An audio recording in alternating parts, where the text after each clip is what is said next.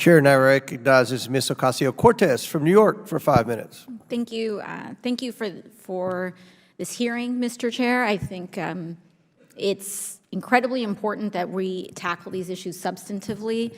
And I've been very surprised to hear some of the commentary across the other side of the aisle. I heard earlier a Republican saying someone should go to jail for how expensive some drugs are in this country, and I thought I saw a pig flying across the ceiling of this committee room. But where there is common ground, I think we should pursue it, and we should pursue it aggressively. Now, I want to take a step back here and really make sure that we are illustrating this issue in a way that the public can understand. Because if we do that, then I think we can all get on the same page about developing energy towards a solution. So if I'm just an everyday person and I'm getting a prescription from my doctor and I get that prescription, I take it to my pharmacist, and then all of a sudden I get a bill and I realize that my insurance copay, whether it's for any condition, diabetes, cancer, whatever it may be, it could be $1,000. And before you know it, you're paying your rent check on a medication that you need to save your life. And we need to take a step back and figure out, how did we get here? Especially on drugs like insulin, where there's a public patent and there really is no reason for it to be that expensive. So we see that there's a drug between the drug and you receiving that at a pharmacy. There are several steps. You have your drug manufacturer, which folks call Big Pharma. Then you have your insurer. Those are the areas that I think people understand. Someone makes the drug, someone insures that drug that I can buy it, but then there's someone in the middle, and that is known as a PBM, or a pharmacy benefit manager. Isn't that correct, Mr. Asasi? Yes. And so what we see is that the drug manufacturer very often does not sell their medication directly to the pharmacy, or does not sell their medication directly to the insurer, but there is this middle person known as a PBM, and they will set a price. The manufacturer will set a price very high, and the PBM will say, let's make a deal. And they say, if you give me a rebate, then I can make the formulary for the insurance, and I can make sure that your drug gets covered by this insurance. You can sell a lot of your drug, and then all is well in the world. And that's the general concept, the pitch from the PBM. Isn't that right? Do I have that correct? There's a few more middlemen, but that's exactly it in a nutshell. And each step along the way, someone is taking a cut. Yep. You've got the manufacturers charging, you've got the PBMs charging, you have insurers, and then before you know it, you're paying a rent check on insulin, which should cost virtually nothing. Now, my question here is that we have to figure out a solution.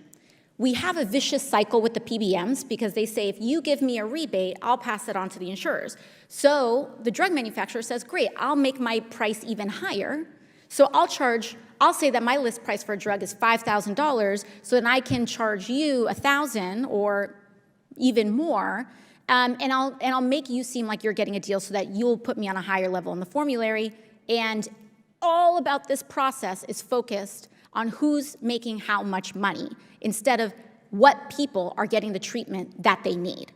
Now, I'm very curious, genuinely, to hear from the other side of the aisle and some of our witnesses here today. Everyone okay over there? From the other side of the aisle and some of our witnesses here today about solutions. I'll be candid about mine.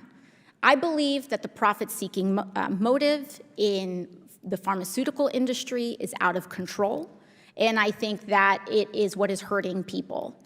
I personally believe that if you have a public entity that does not have a profit motive, like Medicare, negotiate these prices with the manufacturers, including the transparency that we see, along with other entities like TRICARE, Medicaid, et cetera, then we can get an actual fair price for these medications that includes their manufacturing and R&D costs, but will not finance stock buybacks and other types of predatory behavior. And then I believe that Medicare should expand its eligibility so that people can buy into at-cost public insurance.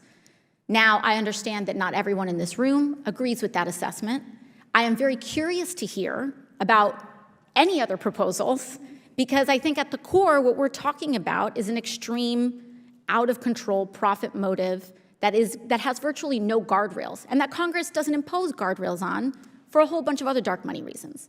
And so I'm interested to hear from Dr. Atkins, Mr. Asasi, Dr. Duane, and Mr. Baker. In addition, we've heard about things like eliminating rebates. We've heard about things about increasing transparency. I think those are very important steps. I'm curious about what other solutions, whether broadly systemic or more tailored, that you all would propose to this committee that we consider in order to help actually solve this problem and go beyond talking about it. I just wanted to say really quickly, you put your finger right on it, right on it. At the end of the day, the only reason PBMs exist is because we don't have the ability to fairly negotiate with Big Pharma. So we came up with PBMs, and I want to be really clear, this idea of repealing the rebate, this was under the Trump administration, the CBO scored that at $170 billion in cost, because PBMs are actually saving us money, right? But the fundamental problem, first of all, as we've heard about, one is in Medicare, PBMs have to operate under what's called a medical loss ratio, where we limit the amount of money they can make in profits. That doesn't exist in other areas, right? So first of all, let's put them on some guardrails and say, look, at the end of the day, this isn't going to be about you putting money in your coffers. It's about getting a good price for the American family, right? Two, to the same end, we got to create a lot more transparency, particularly for like the Federal Employees Health Benefit Program we heard about, or other large employers, right? That they can actually see what is the fundamental, the net price I'm paying, so that they can actually track and keep and hold them accountable. But let's not forget, at the end of the day, when you look at all the money flowing through the system, the manufacturers are getting 12 times more profit than everyone else. So this is all about one major problem. Drug makers are extorting obscene prices from the American public, and it needs to end. Chair recognizes Mr. Palmer from Alabama for 5 minutes. Thank you, Mr. Chairman. I want to ask Mr. Baker some questions about when your